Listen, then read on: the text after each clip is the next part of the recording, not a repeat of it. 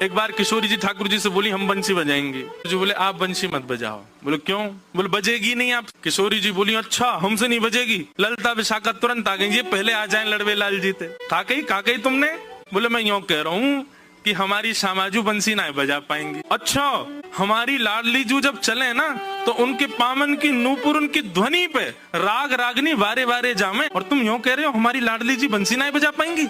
चलो जल्दी अपनी बंसी दो, हमारी किशोरी जी बजाएंगी। अरे मैं कोई किशोरी जी पे संशय ना कर रहा हूँ, किशोरी जी पे कोई आक्षेप ना कर रहा हूँ, वो साक्षात संगीत स्वरूपा है, पर मेरी बंसी जे ना बजा पाई। ललता जी बोली आज तो यही बंसी बजेगी, अब ही बजेगी और तुम्हारे सामने ही बजेगी, लाओ दो। ठाकुर जी बोले ना माननी बात, लो देते हो। हे लाडली जू आज दिखा दो यार, जो बहुत अपने आप को कुछ समझे बंसी बजावे और यूं सोचे कि या के आगे कोई ना, आज आप बजाए दो, नेक दिखाए दो, अपना स्वर लगाए दो, यही को मूर्छित कर दी हूँ बंसी बजाए के। ठाकुर जी खड़े, हाँ श्री जी बजाओ।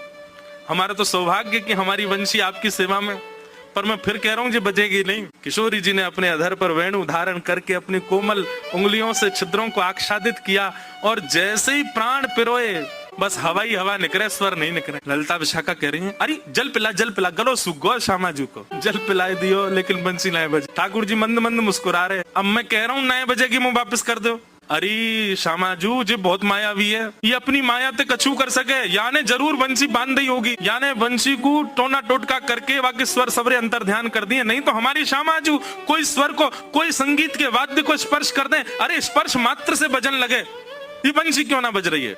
ठाकुर जी बोले पहले बंसी वापस करो फिर बताऊंगा। किशोरी जी ने बंसी वापस करी। ठाकुर जी बोले अच्छा एक बात बताओ, आप वंशी को वादन करते समय मन में कौन को चिंतन कर रही?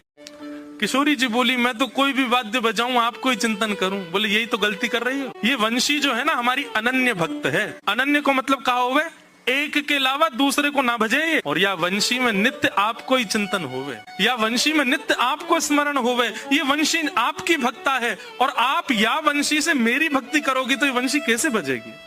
हे श्यामाजू आप नेत्र बंद करके अपनो ही चिंतन करो, मतलब अपने स्वरूप को ध्यान करो। जब आप अपनो ध्यान करोगी तब ये वंशी बजेगी, क्योंकि या वंशी में तो नित्य आपको ही गायन की हो जाए। किशोरी जी ने अधर पर वंशी रख के जैसे स्वयं को स्मरण किया, अपने रूप नक अपने रूप नेत्र आदि को स्मरण किया, अपनो ही स्मरण करके जैसे ही वंशी अधर पर धरी बिना फूंक के वंशी बजन लगी। किशोरी जी के नेत्र सजल है गए। आपकी या अनन्य प्रेम पे ही तो मेरा मन करे कि मैं वारी वारी जाऊं।